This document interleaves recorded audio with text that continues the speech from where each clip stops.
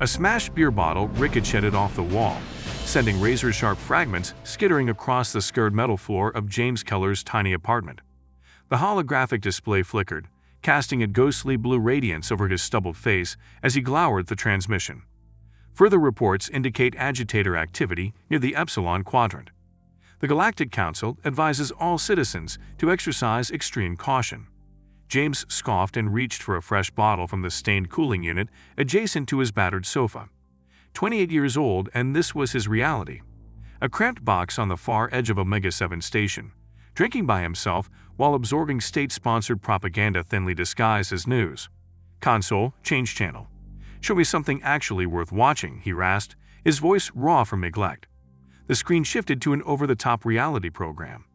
Alien courtship with outlandishly proportioned life forms from far-off worlds enmeshed in contrived romantic scandals. So artificial it made him cringe, but still less depressing than brooding over his own sad circumstances. An urgent knock rattled the door. James froze mid-sip. Nobody visited him. Nobody even acknowledged he existed. He made sure of that. The knocking resumed, more forceful, as if threatening to dent the frame. Something very deep in James's mind flicked awake, a hidden alarm he never knew he possessed. His muscles tensed, his heartbeat weirdly slowed instead of racing. The bottle in his grip suddenly felt like a potential weapon. "Keller, open up!" A coarse voice roared. "We know you're in there." James crept toward the door panel, shifting to the side instead of standing in front of it, reacting on instinct he couldn't explain. "Who's asking?" He slurred, feigning drunken confusion. "Your lenders, human. 50,000 credits overdue. Mr. Roth doesn't appreciate delinquency." James's brow furrowed. Roth's monolenders? He had never borrowed a coin from anybody. Not that he could with the pitiful wages he earned scrubbing out waste stations. "You got the wrong man," he growled through the door. The response came instantly, an intense energy discharge that burned straight through the lock, leaving a molten, glowing gap. 3 intruders barged in, hulking figures sporting implanted exoskeletons and luminescent facial markings that identified them as Krell-hired guns. "Wrong answer," snarled the one in front, lifting a neural disruptor. James's mind seemed to split. Part of him was paralyzed with terror, but another part, some deeper self, took over, moving his body with flawless efficiency. He hurled the beer bottle like a projectile, smashing it against the leader's throat implant. The Krell roared as electrical sparks flared across his neck augmentations. Without thinking, James dropped low and sprang upward with a precise uppercut beneath the second Krell's jaw. The crunch of alien cartilage reverberated through his fist. "What in the hell am I doing?" flitted through his mind even as his limbs continued to move with uncanny precision he'd never studied. The third Krell slashed with a vibro blade. James twisted aside, grabbed the mercenary's wrist, and used the attacker's forward motion to slam him into the wall, denting the metal. "Who sent you?" James demanded, perplexed by the commanding tone in his own voice. The injured Krell spat glowing azure blood. "You know exactly who. The debt collector always finds his mark, even a phantom like you." James tightened the Krell's arm. "I owe nothing. Not according to your file, Commander." "Commander." The word unleashed a flicker of memory, a uniform, medals, a starship's command deck. It vanished before he could hold on to it. The split-second distraction cost him. The first Krell had recovered enough to fire at his disruptor. James ducked, but not in time.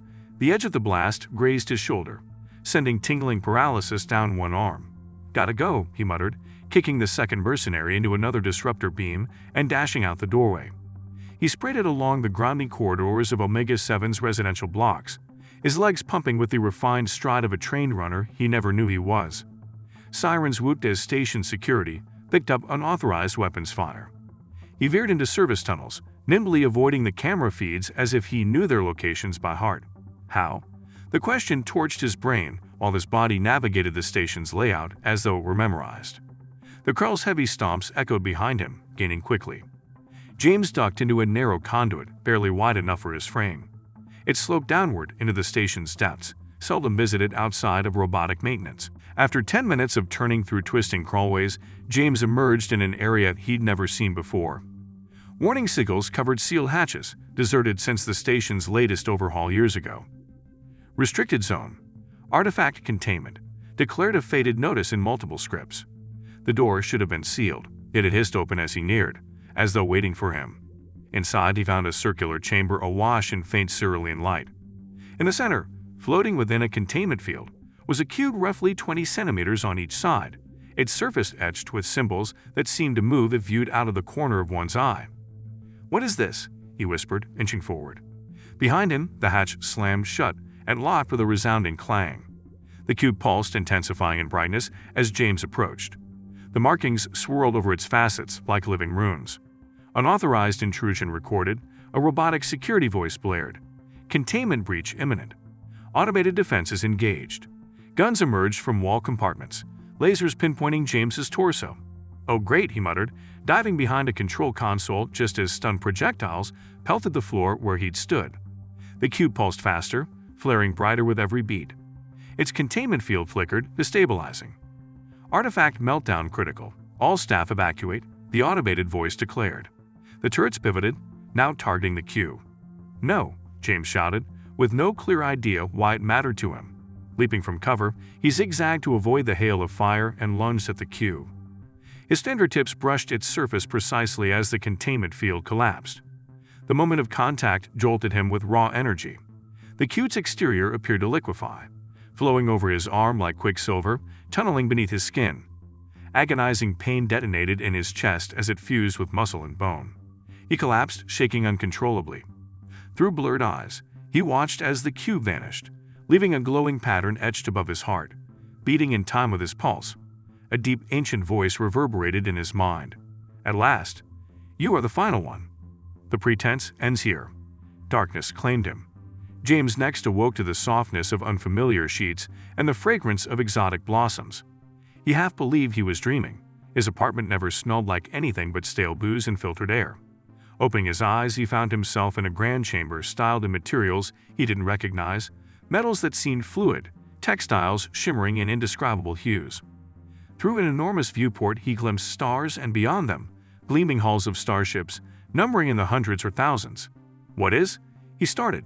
He sat up, wincing at a dull throb in his chest. Looking down, he noticed an intricate design glowing beneath his skin, right over his heart. The same cube glyphs now etched into his flesh. "The merging is complete, Sovereign," said a melodic female voice. James whipped around. A woman stood in the entrance, statuesque, with teal-blue skin that glistened faintly and features that triggered an inexplicable sense of déjà vu, even though he was sure he'd never encountered her. Her uniform bore insignias he didn't know, yet somehow comprehended, marking a top naval rank. "Who are you?" he demanded. "And where am I?" She moved with an elegant stride, kneeling beside his bed. "I'm Admiral Alina Marshall of the 7th Galactic Fleet. You are aboard the flagship Infinite Authority. The Cube of Ascension has chosen you, exactly as foretold." James let out a harsh laugh. "Ma'am, you got the wrong guy. I'm a nobody who does low-grade upkeep on a crummy station." Alina's gaze stayed level. "That identity was constructed for your protection, while the cube searched for your essence." She gestured at the wide expanse of ships beyond the viewport. "They've awaited your return for 7 centuries. The final ancient sovereign is awakened." "Ancient sovereign? 7 centuries?" James shook his head. "This is ridiculous. I'm James Keller, an unimportant maintenance grunt. That persona was implanted after the Purging Wars. Your actual self is far older, infinitely more powerful." Her expression softened slightly. "The memory block was necessary. Your mind couldn't handle your true identity if fully aware." He nearly laughed again at the absurdity, but a nagging part of him wouldn't let him dismiss it. Images from half-remembered dreams hovered just outside his consciousness, commanding vast fleets, harnessing energies beyond comprehension, traveling realms he'd never glimpsed. "This is insane," he muttered, swinging his legs off the bed. "I'm leaving." "Going where?" Alina asked mildly. "The mercenaries who track you were only the start. More will come now that the cube is bonded. Your energy signature stands out to those who recognize it." His short fuse snapped. "Look, I have no idea what game this is, but..." His anger triggered something internal. Power crackled through his limbs, gathering at his fingertips. "The fleet stand by for your directive before the restoration proceeds." "Restoration?" James glanced at Alina. "Later," she whispered, then addressed the newcomers. "The Sovereign will join you soon." Once they departed, James grabbed Alina's arm. "Restoration of what?" "A handful of systems claimed autonomy in your absence. Now that you've returned, the Armada readies to recapture them. Using brute force." James felt a rising sense of revulsion. She simply said, Your realm, your prerogative.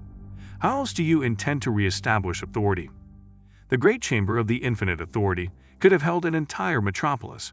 Swarms of aliens from multiple species gathered in meticulous rows, each group separated by functional race. As James approached from an elevated passage, a hush gripped the throng, immediately followed by a synchronized bow, so vast it rippled through the gathering like a wave. "Honor the sovereign, arisen from the void," bellowed an amplified voice, echoed by the crowd's thunderous call. "Honor, honor, honor." James forced himself to maintain a neutral expression as he stepped onto a levitating platform in the center.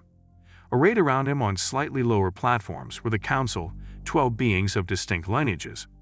"We rejoice at your presence, Sovereign Lord James," proclaimed the translucent elder from earlier. "We have preserved your dominion while you slept, as best we could." James flinched at hearing his human name in such a lofty setting. "Your chosen title in this iteration," clarified a four-armed representative with segmented skin. "We maintain all your countless names in our annals. Would you choose another?" "No, it's fine," James muttered, surveying the colossal audience, uneasy at their reverence. "I hear you have a plan to reclaim breakaway regions." The council exchanged measured looks. "Simply restoring proper hierarchy, Sovereign," a female councilor purred. "Rebel leaders must be reminded of their station. Major Rhodes's insurrection spreads dangerously." Holograms appeared, displaying star charts and tactical outlines. Millions of casualties were projected, and these rebels, why do they rebel? James asked bluntly. A stifled pause followed. "They reject your holy dominion," Alina finally said from her station beside him.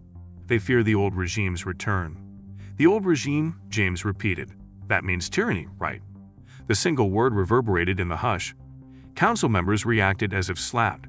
"Divine rule," corrected the elder. "The natural order the ancient sovereigns established." James rose, and the entire expanse froze in suspense. "I want more information before any attack. These people are still my subjects, correct? Even if they're in open revolt?" The looks of disappointment across the council were visible, but no one dared disagree. The assembly dragged on, addressing administrative complexities James barely grasped. Meanwhile, he wrestled with the swirling flashbacks in his mind. Glimpses of eons long existence, mind-boggling might, and savage acts that now horrified him. What kind of beast was I? He wondered, hearing the meeting's dull drone. What am I becoming? Over the ensuing days, James devoted himself to training, surprising even himself with how instinctual combat moves came to him. His body recalled stances, patterns, and precision that he had never learned as a mortal. Day by day, his strength and reflexes soared. His command of the glowing power in his veins sharpened. The cube symbol slowly spread across his torso, sporadically sending scorching pain through him as fresh recollections emerged. Visions of scorched planets, populations molded and then tossed away, and an insatiable thirst for more dominion. One restless evening, he roamed the starship's observation deck. Alina was already there, gazing at constellations. "You should rest, Sovereign," she said without looking. "Cut out that sovereign stuff in private," James retorted, stopping near her. "I don't even know who I am anymore." She turned, moonlight reflecting off her features. "I knew you before, and not just as your admiral." Her stare stirred warmth beneath his skin. "Explain." She advanced closer, voice subdued. "You exploited me like everyone else, yet I—" Her fingers brushed the glowing marks on his chest. "I suspect something else was beneath all the cruelty." The intimacy of her nearness flicked a switch in him. Without conscious thought, he pulled her close, pressed his mouth to hers. She kissed him back fiercely, melting into his embrace. When they broke apart, her eyes shone with unshed tears. "I despised the sovereigns all my life, dreamed of retribution. Now look at me, still your devoted follower." "I'm not that creature anymore," James insisted. Her mouth twisted in a sad grin. "Aren't you? Your promise returns day by day. Soon you'll recall it all." She pressed against him again. "I was yours once, I'll be yours again, though I'm uncertain what that means for me." He couldn't remember their shared past, but his body reacted to her closeness with undeniable craving. That night, they joined in a passion that felt at once entirely new and centuries old. At its apex, the symbols on his chest burst with golden luminescence, and an avalanche of memories consumed him. Alina, much younger, writhing beneath him, while entire planets smoldered in the distant viewport. Horrified, he reeled away. She stared at him, no trace of surprise. "You remembered." "Out of terror," he choked out. Alina clutched the sheets around her. "You were divine." "That's hardly the same." Not to the ones who died, he muttered. Alina proposed a diplomatic visit to Arden 4, hoping to reassure distant worlds of the Sovereign's benign intentions. The planet's environment was mostly dry terrain, dotted with wide settlements built around old mining operations. Their delegation arrived with minimal guard, though security was on edge. The local governor, a rotund alien with multiple jowls, greeted them with pomp. "An honor, Sovereign," the official proclaimed. "Arden 4 has forever stood loyal."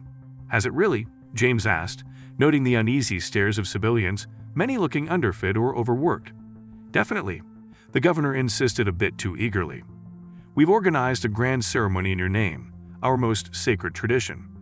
That sacred tradition turned out to be a public demonstration in the main square. Thousands encircled a raised stone dais where enforcers dragged a resisting individual. James's breath seized when he saw her, a slender woman with lavender skin that sparkled like polished amethyst. She wore only a thin garment, painfully accentuating her perfect figure. But it was her eyes, vibrant emerald and shining with fierce resolve, that most seized his attention. "What's going on?" James demanded. The governor shrugged pompously. "Justice, Sovereign. This Argent had the audacity to demean your supremacy. A blasphemous species, unappreciative of the gift your majesty provided." The woman was forced to kneel. The throng began a rhythmic chant, reaching for stones in a neatly stacked pile. "A purification rite," Alina murmured.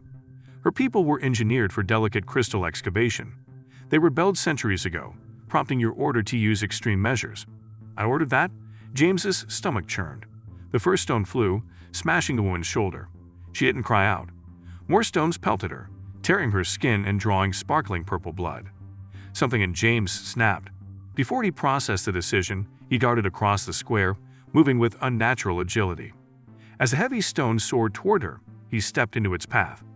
It thudded harmlessly against his armored chest. Then, in one fluid motion, he lunged at the attacker, gripped the culprit's neck, and crushed it with inhuman grace. The entire plaza froze in horrified shock. James stood beside the purple-skinned woman, his gaze burning with golden fury. Blood dripped from his fingers, yet he felt only a cold clarity. "Anyone else?" he demanded softly. The crowd scattered in terror, leaving only his entourage, Alina, and the stammering governor. "As Sovereign, I don't understand," the governor whimpered. "This ritual is for your glorification." "Not anymore," James said curtly. "No more rituals, no more stonings, no more punishment of the Argent." He looked at the battered woman, who stared back defiantly through the pain. "Why?" she breathed, her voice surprisingly melodious. James helped her stand, astonished by how light she was. "Because life is sacred," he said, surprising even himself, all life, even that of created beings. Shock flickered in her emerald eyes. Nearby, Alina took a sharp breath. Those words belonged to the renegade, she murmured tensely, the single sovereign who resisted his brethren near the end. The Argent woman's gaze locked onto James. "So you truly don't remember?" she asked quietly. "Remember who I am?" "Naomi Richards," she added, lifting her chin. "I lead the Argent liberation, and you," she paused, "were foretold to return. The revived sovereign who shelters the enslaved from harm will rewrite the star's destiny." James felt a scalding sensation where the cube's symbols lay under his armor. "I'm not one for prophecies." Naomi's lips curved in a faint smile, displaying gleaming white teeth. "Yet here you stand, proving one." Later on his ship, with Naomi receiving medical care against Alina's protests, James felt the entire galaxy shift around him. That brief moment of violence had awakened more than monstrous instincts. It sparked something reminiscent of a man who once stood against the other lords. "The renegade," he murmured at his reflection as they left Arden 4's orbit. "Is that who I might have been?" His eyes glowed gold once more, and a voice, maybe his own, whispered in his head, "You're evolving into what you were always meant to be." The infinite authorities soared through hyperspace, thrusters warping reality around the hall. James occupied a secluded observation nook, gazing at the swirling star trails. The glyphs on his chest pulsed more frequently now, each throb spawning fresh recollections. A quiet tone signaled a visitor. He didn't have to glance back to know who approached. Her aura reached him first, a faint crystalline fragrance. "Come in, Naomi," he called. She stepped forward, her movement graceful despite lingering exhaustion from the assault. Medical techs had tended her visible wounds, but a subtle weariness still shadowed her eyes. She'd been provided a simple, tastefully cut bodysuit that set off her lilac skin, though she'd refused the fancier outfits offered. "You summoned me, Sovereign," she said, a slight edge to how she said sovereign. "Just call me James," he replied, finally turning to face her. "They say you're not like you were before, that you changed." Her head tilted, eyes skeptical but curious. "Have you?" "I have no clue who I used to be," he conceded. "I'm haunted by glimpses of horrifying acts, absolute power used recklessly." "You were vicious," Naomi said bluntly. "All the sovereigns were, engineering entire species for your own convenience, including mine." James felt the sting.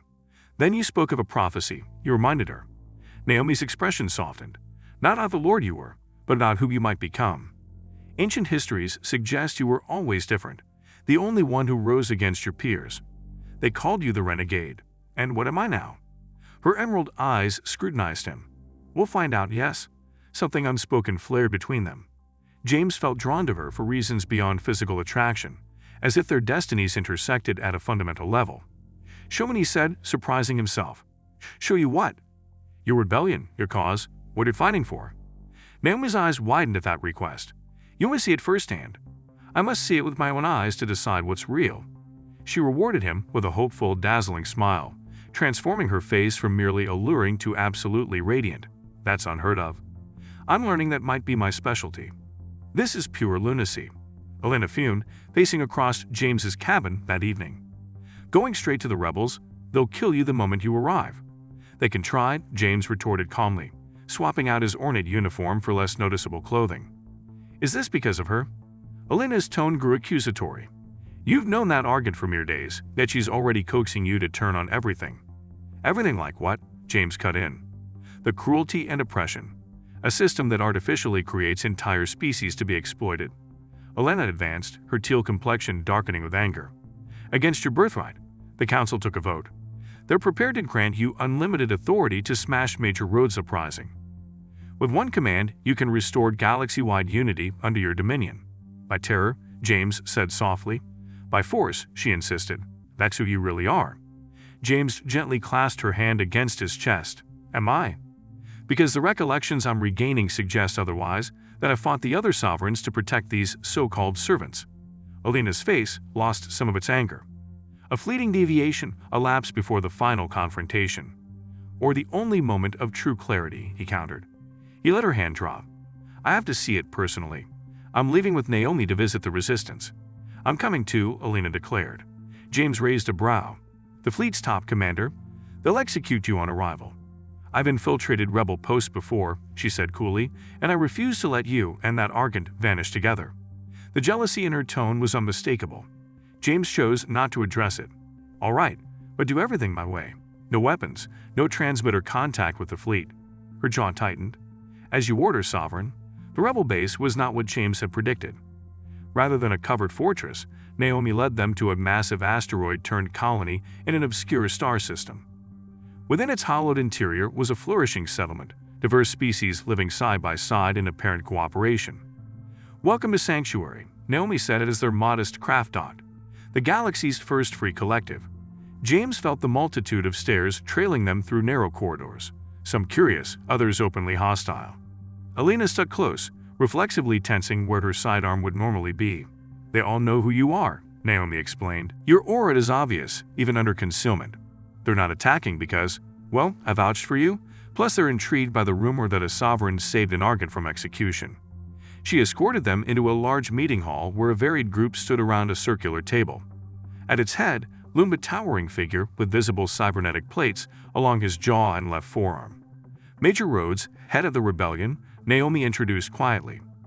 Rhodes' mechanical eye fixed on James. "The sovereign visits us in person." Unexpected. James met that gaze evenly. "I came to listen, to learn what your cause stands for." "Liberty," Rhodes replied simply, "the right of every sentient creature to shape its own path.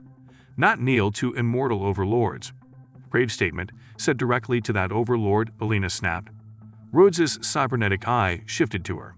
"Admiral Marshall, your presence is even more startling." His gaze returned to James. "You actually brought the architect of countless purges into our hub. That's either brazen or naive." "I trust Naomi," James answered, "and she trusts you, despite your hostility." Rhodes' augmented eye narrowed. "She places her faith in legends. My faith depends on facts." He waved a hand at the hologram in the table's center, unveiling star systems and datasets. "Take a look. Your domain forcibly retook these sectors within the last century. The recorded casualties, catastrophic. Billions reduced to millions. That wasn't me, James started. But it was done in your name. Rhodes cut him off. By your admirals, your council, your so-called empire. All right, Naomi intervened. He's here to listen, not to shoulder guilt for events he can't recall. Rhodes exhaled, regarding her kindly. Fine. Show him what we discovered in the archives. Let him judge. The rebel archives were hidden deep in the asteroid's core, safeguarded by advanced systems even the Empire might envy. Naomi guided James and Elena through multiple security barriers to a sealed vault. What we'll reveal came from an original sovereign fortress, Naomi said, pressing her palm to a scanner. We spent decades decoding it. What we found appended everything we believed about your kind, and about you. The door slid open, revealing a single podium bearing a crystalline data structure, reminiscent of the artifact lodged in James's chest. Elena gasped. Another Ascension cube. No, Naomi said, a Revelation cube, built by the one known as the Renegade. She activated it, conjuring a swirling net of holographic images, maps of the galaxy, advanced diagrams, and video snippets of grandly armored beings resembling James. The cubes weren't designed to preserve your thoughts or might, Naomi explained. They were harnesses to stop the sovereigns from becoming too autonomous from their own makers. Makers? James felt the burning in his chest intensify. You're telling me the sovereigns themselves were someone's creation? Naomi nodded. Yes, higher entities from beyond normal space designed the sovereigns to oversee this galaxy, the same way you eventually created species to serve you. The hologram displayed James's face, identical to his, but with an ageless intensity. You uncovered the truth, Naomi went on, that you, too, were a slave, albeit a cosmic one. You built this second cube to record evidence, and your genuine consciousness free of tampering. But your fellow sovereigns discovered your plan and attacked, igniting the cataclysmic wars. Scenes of unimaginable devastation played, sovereigns unleashing cosmic powers on each other as entire worlds perished. Blasphemy, Elena murmured, voice shaking. The sovereigns were not loud constructs but gods. Naomi's face was grim. The line between divinity and enslavement is thinner than we believe. James slowly walked toward the holographic likeness of his past self. What happened to me, him? You battled them, aiming to free all races. When defeat became certain, you split your essence, concealed it in a mortal shell until the time was right. And the artifact in me, what is its purpose? James asked. Naomi hesitated, briefly glancing at Elena. It's a restraint device. Anyone holding the master key can tap your abilities for their own ends. Who owns that key? James demanded. Elena looked away, guilty. The council, she whispered. They kept it sealed, waiting for your reemergence. Once your strength peaks, they plan to activate it. James's anger soared. You knew? I suspected, she admitted, but my loyalty was to the Empire, to you. To a fabricated version of me, he retorted bitterly. Naomi stepped forward, her emerald eyes sincere. There's more. The prophecy concerns your return, and your choice. Either assume your old mantle and perpetuate the cycle of tyranny or destroy the Q and end it forever. Destroying it would kill me, wouldn't it? It'd make you mortal, yet free, Naomi clarified. That night James, restless in the small guest chamber provided by the rebels, wandered to an observation bubble offering a panoramic view of the asteroid belt around Sanctuary. The stars looked brighter without the Empire's artificial lighting. He sensed her approach before hearing her footsteps. Naomi joined him, her silhouette etched against starlight. Thinking about your immortality? She teased gently. Thinking about humanity, he muttered. Mine. She paused alongside him, so close he could feel the soft heat emanating from her amethyst skin. Any revelations? That I don't want to be a god if it means shackling others, he answered, turning so their gazes locked. But do I dare lose this power and leave the galaxy in turmoil? Naomi rested her hand over the glowing glyph on his chest. Unlike Elena's touch, this contact offered no pain, but a comforting warmth that spread through him. Your strength was never in the Q, she whispered, only channeled by it. Their eyes connected, and the bond flared, bridging differences in biology, history, everything. He drew her nearer. Their lips melded in a kiss that went beyond mere physical desire, her crystalline nature resonating with the power surging in his bloodstream. As the kiss deepened, the cosmos felt as if it widened around them, revealing possibilities neither had imagined. They parted, breathless, the pattern on James's chest radiating stronger than ever, yet no longer painful. What's happening to me? He asked shakily. Naomi's expression was tender. You're recalling who you really are, not just a sovereign or a human, but someone wholly new. That night in James's quarters, they became lovers, defying the hierarchy that had engineered them both.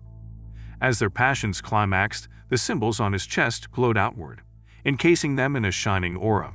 Within that light, James finally saw the full truth. His initial revolt, his plan to liberate all species from the cyclical oppression, his love for a violet-skinned rebel in another era. Afterward, cradling Naomi's head on his chest, James spoke with calm resolve. "I know my path." The council hall aboard the Infinite Authority fell silent as James entered with Naomi and Elena at his side. The 12 counselors watched in shock. "Sovereign," the senior member ventured, "we weren't informed of your visit, nor of this acquaintance." He eyed Naomi in disgust. James walked to the dais but didn't sit. "I've toured the rebels, learned their motivations, and decided the Empire's future." The council visibly relaxed. The eldest touched a control, unveiling a lavish container. "Your timing is perfect, Sovereign. We're prepared to give you the master key to fully unlock your potential. When combined with your Q, you'll achieve absolute dominion. With a thought, you can eradicate Major Rhodes's defiance and restore the rightful hierarchy. All species will flourish again under your gracious command." The container opened to reveal a device identical in design to the artifact in James's chest, only smaller, a key to his lock. "Then it's mine," the elder gloated. "Ascend, Sovereign." James stepped close, feeling the resonance between the small key and the glyph under his skin. The temptation was overwhelming, limitless power literally at his fingertips. Elena drew near. "It's your destiny, Sovereign. Take your rightful place." He glanced between Elena, loyal yet conflicted, and Naomi, whose eyes offered not condemnation but faith. James managed a faint smile. "You're correct. I'll take what belongs to me." In one swift gesture, he pressed the key against his chest, aligning it with the glyph. An explosive surge of energy radiated outward as the two devices sought synchronization. "Yes," crowed the elder counselor. "Let the ascension commence." But instead of welcoming the bond, James concentrated on rejecting it. "I am James Keller," he pronounced, "neither an ancient tyrant nor an enslaved puppet. No one else in this galaxy is either." He harnessed every ounce of his rising energy and funneled it into the key, forcing an overload. Agonizing pain racked him as the cube in his chest responded, beginning to destabilize. "Stop him!" a counselor shrieked. "He's annihilating the Holy Legacy." Soldiers rushed forward, but Elena blocked them, finally committed to James's side. Naomi positioned herself next to him, placing her palm over his heart, her crystalline physiology helping him keep control of the meltdown. "What are you doing?" she gasped as energy whipped around them. James locked eyes with her, golden radiance flooding from his. "I'm breaking the cycle, liberating everyone, including me." He delivered a final surge of will. The key shattered in his hand, and the cube in his chest cracked, its bright glow sputtering and vanishing. James collapsed, abruptly feeling both emptier and heavier, mortal, ordinary, yet free. The council chamber descended into pandemonium. Some members fled, some screamed for James's execution. But as they watched, the energy unleashed by the cube's destruction didn't dissipate. It spread in a shockwave that rolled over every occupant. "What did you do?" Elena asked, helping him stand. James exhaled shakily, a small grin on his lips. "Kept a prophecy. Give everyone a fragment of what used to be solely mine." The wave continued outward, beyond the flagship across star systems, eventually blanketing the entire galaxy. It broke embedded codes in the genetics of every engineered race, dissolving the ancient commands. "No more masters," James said, "no more slaves. Just people forging their own futures." Naomi's fingers slid into his. Elena stood on his other side, her initial horror shifting to wonder. "And now?" she asked softly. "The lords are gone. The old system undone?" James gazed around at the mixture of species in the chamber, all looking at one another with altered understanding. "Now we craft something better. Together." The three of them remained there while the ancient empire collapsed and a fresh foundation arose, one not rooted in fear but in collaboration. James squeezed Naomi's hand, feeling fully human at last. "Mortality might be fun," he joked. She gave him a mischievous smile. "It has perks. You'll discover them gradually." And for the first time since his awakening, James Keller felt truly alive. Two suns bathed the shores of New Halcyon in shimmering rose-gold light, their reflection glinting off crystalline waters that stretched to the horizon. Three sets of footprints trailed side by side along the soft sand, one pair human, one embedded with faint crystalline flecks, one pressed deeper from a heavier stride. James Keller relaxed in a hand-carved chair on the beach, studying the tranquil waves with a peace that continued to surprise him, even 5 years after they'd first arrived.